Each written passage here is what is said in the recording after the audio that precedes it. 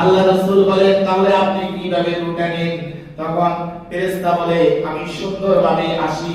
ওই আত্মাটা তাকে এমন ভাবে দেওয়া হয়, মায়ের দুধ যখন সন্তান পান করতে করতে ঘুমে এসে যায়, আল্লাহ পাক রব্বুল আলামিনের হাবিব বলেন, মালাকুল মাউত বলে মায়ের দুধ যেমন সন্তান পান করতে করতে ঘুম এসে যায়, আমি তার জানটাকে এমন ভাবে কবজ করি ওইভাবে সে আরামে আরামে ঘুমে পড়ে যায়। সুবহানাল্লাহ। আল্লাহ রাসূল বলেন তাকে জান্নাত থেকে দুইজন ফেরেশতা আসে এবং একটি এই সুন্দর রুমাল নিয়ে আসে আর একটি খুশবু নিয়ে আসে। সেই খুশবুটার নাম হচ্ছে রায়হান। ও রায়হান নামক খুশবু নিয়ে আসার পরে ওই সাদা কাপড়ের মধ্যে ওই রূহটাকে নিয়ে নেওয়ার পরে ওই খুশবুটা ওই রূহের মধ্যে লাগায়, ওই সাদা কাপড়ের মধ্যে লাগাই। আল্লাহ রাসূল বলেন মালাকুল মাউত বলতেছেন হাজার হাজার ফেরেশতা তার রূহকে নিয়ে আসমানে চলে যায়। প্রথম আসমানের দরজায় যাই বলতেছে ও আসমান, প্রথম আসমানের দরজার দারওয়ান তোমরা তাড়াতাড়ি দরজা খোলো। সাথে সাথে মারহাবান তাইয়িবান বলে প্রথম আসমানের দরজা খুলে যায়।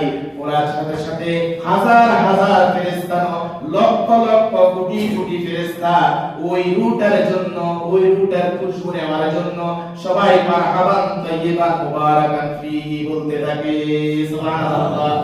এইভাবে প্রথম আসমান, দ্বিতীয় আসমান, তৃতীয় আসমান, চতুর্থ আসমান, পঞ্চম আসমান এবং ষষ্ঠ আসমান, সপ্তম আসমানে যখন চলে যায় আল্লাহ পাক রব্বুল আলামিন বলেন ও ফেরেশতারা থামো, তোমরা কাকে নিয়ে আসতেছো? এত মিছিল হচ্ছে কেন? এত আনন্দ হচ্ছে কেন? সাথে সাথে ফেরেশতা বলতেছে, মালাকুল মাউত বলতেছে আল্লাহ এমন একজনের আত্মা নিয়ে এসেছি পুরা আসমানকে সুগ্রাণ করে ফেলাইছে। সুবহানাল্লাহ বলেন সুবহানাল্লাহ। যখন আল্লাহ পাক রব্বুল আলামিন বলেন আমার এই গোলামের আত্মার যে আমলনামা তোমরা ইল্লিনের মধ্যে জমা দিয়ে দাও, আর কবরস্থানে যে লাশটা, যে দেহটা পড়ে রয়েছে ওই দেহের মধ্যে তোমরা ওই পবিত্র আত্মাটাকে আবার প্রবেশ করাই দাও। সুবহানাল্লাহ।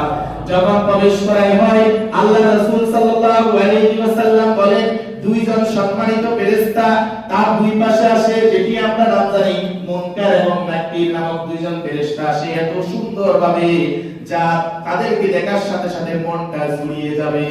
সুবহানাল্লাহ।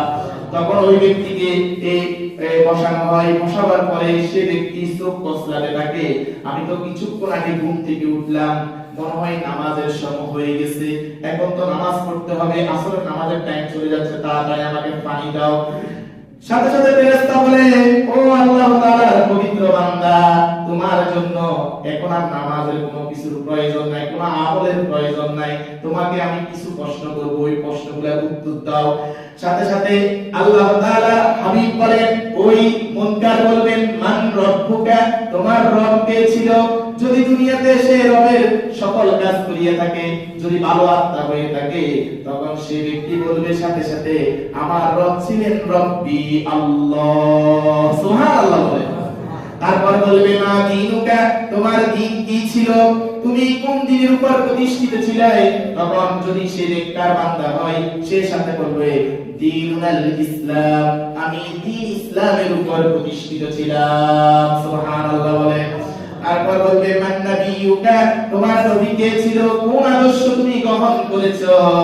সাথে সাথে ওই ব্যক্তি বলবে রাসূলুল্লাহ সাল্লাল্লাহু আলাইহি ওয়াসাল্লাম, আমি আমাদের প্রিয় নবী মুহাম্মদুর রাসূলুল্লাহ সাল্লাল্লাহু আলাইহি ওয়াসাল্লাম। সুবহানাল্লাহ। সাথে সাথে ওই ব্যক্তি বলবে, ফেরেশতারা বলবে তুমি এই প্রশ্নগুলো কিভাবে জানলে? এই কথা যখন বলা শুরু করবে ওই ব্যক্তি বলবে আমি কোরআন থেকে জেনেছি।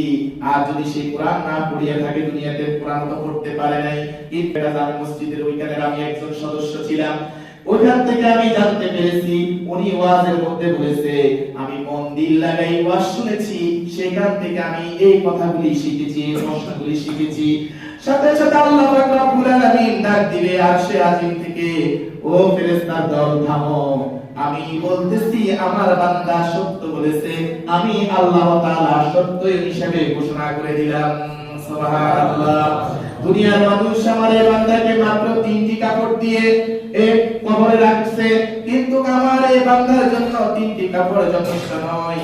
আমার এই বান্দার জন্য ওয়াল বিসুবিল জান্নাহ, জান্নাত থেকে একটি পোশাক নিয়ে, একটি বিছানা নিয়ে আসো। আমার বান্দার জন্য জান্নাতের এই সুন্দর বিছানাটা আমার বান্দার কবরে বিছাই দাও। ওয়াল ওয়াবশিরু বিল জান্নাহ, এবং জান্নাত থেকে একটি পোশাক নিয়ে আসো, আমার বান্দার গায়ের মধ্যে ওই পোশাকটি পরিধান করে দাও। সুবহানাল্লাহ।